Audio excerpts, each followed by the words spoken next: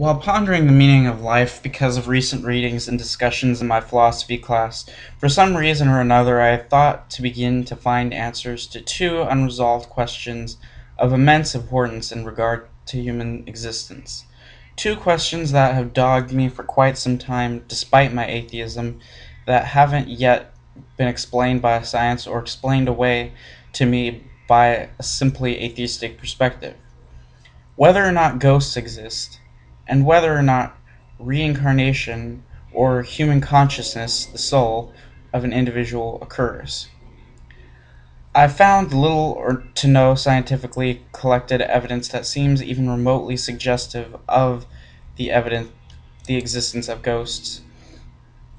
In fact, I found that quite the opposite was true according to much scientific research. It seems that, according to much research, ghosts are probably nothing more than a trick of the mind in a malfunctioning brain, combined with tricks of light and other natural phenomena. However, when it came to the question of reincarnation, I have found quite a bit of evidence collected by scientific means, largely case studies that have been conducted in a similar fashion to case studies related to psychological questions that have been peer-reviewed, that at least seem suggestive of reincarnation of human consciousness, the soul of an individual.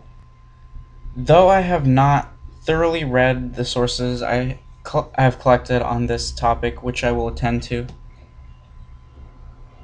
regardless of what conclusion these sources seem to suggest, I began to think about whether this conclusion held any importance, or whether or not this phenomenon could easily be explained by something tangible, rather than transplanting of an ephemeral soul or spirit for which scientifically collected evidence is lacking. Not only did I think that another explanation for this phenomenon was probable, I also thought that even if it could be proved conclusively, that this evidence firmly suggests, without a doubt, that reincarnation must occur. What evidence do we have for a mechanism that would explain reincarnation of consciousness from one life to another? Not one bit. While it is true that most of the body of science depends on observing certain mechanisms, and that then coming to conclusions after a large body of evidence is found, which is usually the case of a theory, many discoveries occurred in exactly the opposite order.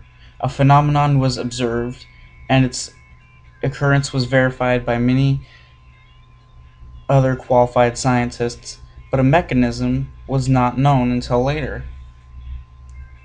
Even in these cases, prior to the discovery of the mechanism for the observed phenomenon, there were some findings indicative of possible mechanisms for a process that could explain the phenomenon, and may or may not explain it if more was known about the process.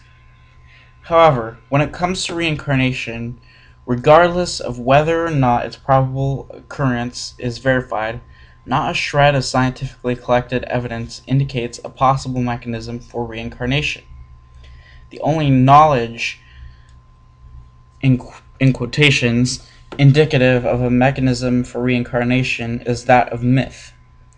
If that is the case, what could possibly be the significance of this probability of reincarnation? This question is, of course, rhetorical. Then, putting these questions to rest in my mind for the time, I thought about what had brought me to this train of thought in the first place: the question of the meaning of life. I began to think about whether life indeed had an inherent objective meaning to it, and if not, whether or not it is worth living. Already having made up my mind that life has no inherent objective meaning because there is no means by which a meaning for it can be scientifically observed, since science only shows the traits of biological life and how biological life operates, and that no other life other than biological life, except perhaps artificial intelligence, which wouldn't assist in discovering the meaning of life anyway, exists, or rationally discovered, I began to tackle the question of whether or not life is worth living. The first thought that came to me is that there is a subjective meaning to life, what you want the purpose of your life to be.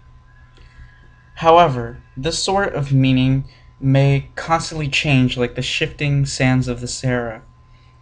It is never steady, although it exists in the same environment, the mind. Or worse yet, one may feel like they are without direction in life altogether. What then? Does it exist simply for enjoying life while one can? Since this is better than the alternative of dying and having no sensation at all? That may be easy to say in a privileged nation, especially in good economic times, but for most people, life is not a box of chocolates, a bunch of sweet-tasting surprises with the occasionally bitter occurrence. Even to say that it is possible for one to enjoy the simple pleasures of life, like the company of family and friends, a beautiful sunset, etc., it is utterly naive and ignorant of the suffering of some people who lose loved ones repeatedly,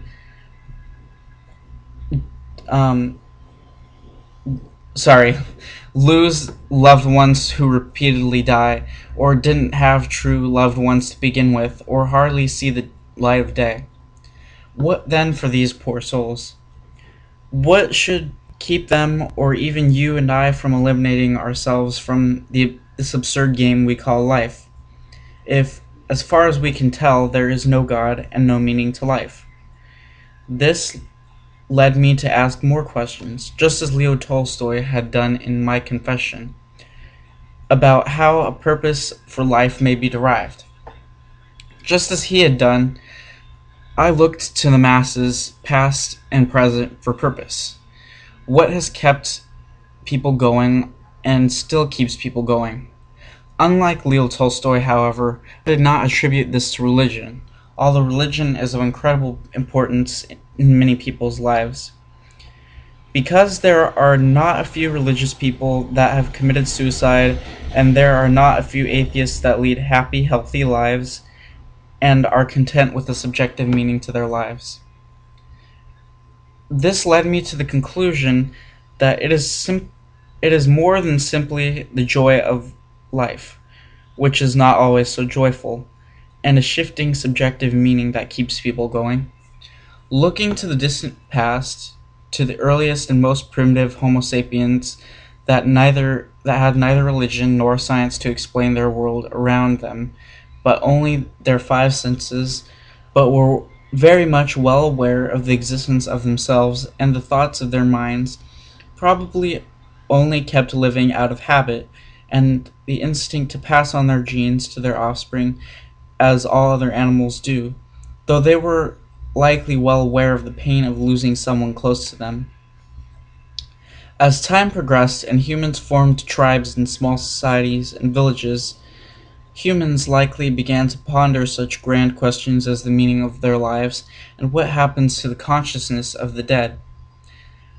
It was then that the possibility of taking one's life was probably a painfully obvious option, and those that considered carrying out this option seriously enough because of feeling alienated from the group probably still did carry out with this, or got lost in the wilderness and died of starvation, or in the jaws of a saber-toothed tiger or a similar culprit. But what kept the vast majority of them choosing quite the opposite option, life? It is likely that since the life of the group depended upon the lives of all those in the group, and or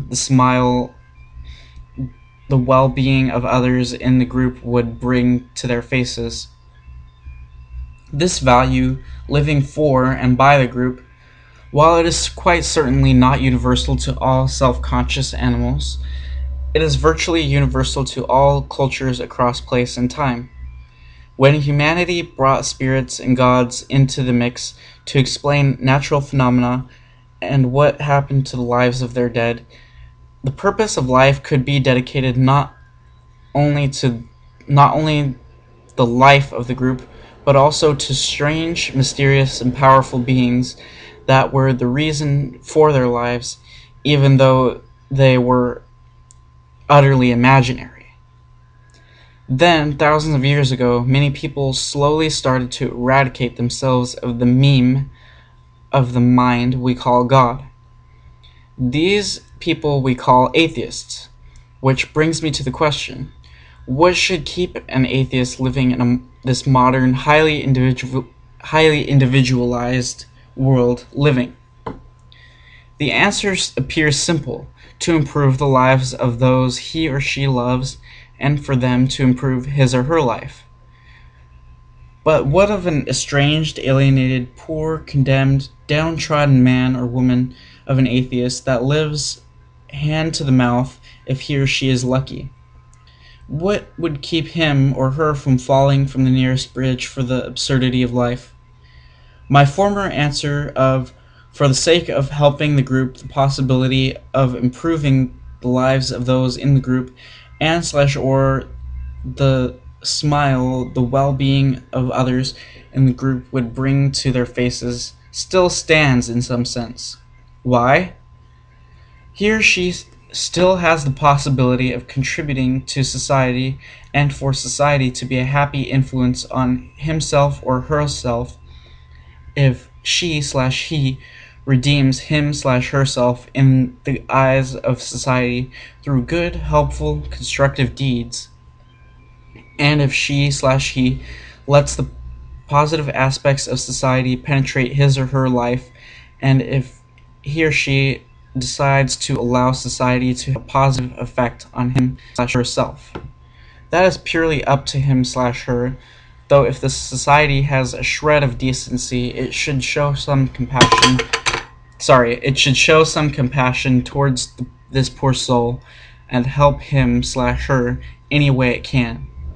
For as Kant and Sartre indicated, any action of an individual rests on the same individual's decision. Even inaction is a choice, though other influences inevitably exist. On that note, even if society is not kind to the individual in question, and this individual cannot contribute positively to society or to life on this planet in general, cannot receive any joy from society, and cannot redeem him/herself, this individual can still rely on himself/herself for joy, relief, solace, and outlet from problems, courage, creativity, and fortitude, and hardiness of will, if one tries hard enough to find these things in him/herself. While hope for living for and by the group, and/or for and by the world in general, may be hopeless for this individual in question, there is still hope for living for and by the self. It is only in the unlikely situation that she/he cannot find any subjective meaning in life, has exhausted all of these aforementioned options, and can find no help from society or the world around him/her, it is then, and only then, that one is doomed to hopelessness.